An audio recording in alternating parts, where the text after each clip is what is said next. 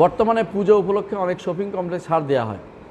আমরা জানি এই ধরনের ছাড় দেওয়া যাবে না, ছাড় নেওয়া যাবে না, কিন্তু অনেক সময় সাধারণ চলমান ছাড়কে পূজার সময়ে সেই মোড়কে প্রচার করে, সেগুলো নেওয়া যাবে কি না।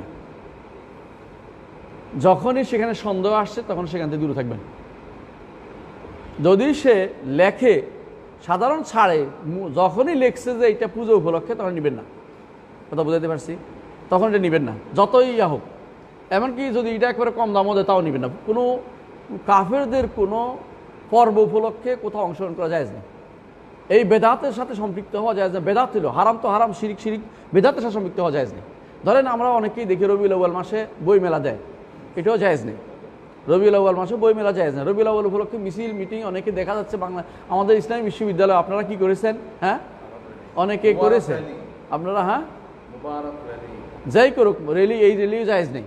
ইসলামী বেদাতের কোনো এই অনুমতি নাই, এগুলি করা যাবে না, এগুলির ফালতু কাজ। আপনাদের দাওয়াতের কাজ করেন নির্বিচ্ছিন্নভাবে, এটা ভালো কথা, কিন্তু এই জাতীয় যেটাই করবে সেটা কী হবে?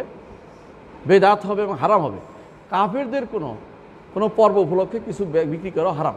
এই জন্য ইমাম ইবনে তাইমিয়া রহমতুল্লাহ বর্ণনা করেছেন যে কেউ কাফেরদের কোনো উপলক্ষে, কাফেরদের কোনো পর্ব উপলক্ষে যদি কোনো আপনার কাছে মিষ্টি বিক্রি করে, তাও নিতে পারবেন না, মিষ্টি নিতে পারবেন না, খাইতে পারবেন না।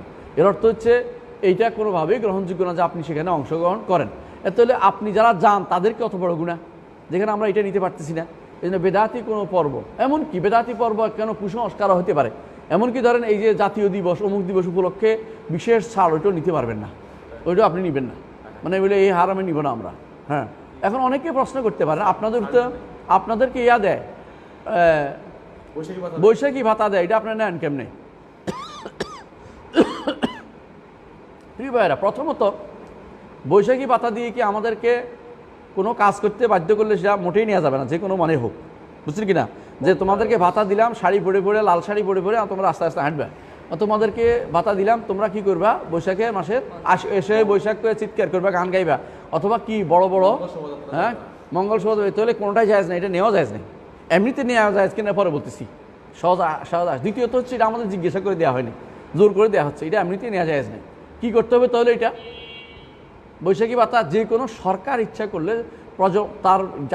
তার ইয়াকে কর্মচারীকে সহযোগিতা করতে পারে, কিন্তু সমস্যা হচ্ছে পর্ব, এই পর্বটা আমাদের পর্ব না, এটা বানানো পর্ব। এটা বানাইছে, এটা কাদের পর্ব জানেন তো? সেকুলারিজম ধর্মের একটা পর্ব। এটা কোনো কারো পর্ব না, সেকুলারিজম ধর্মের পর্ব।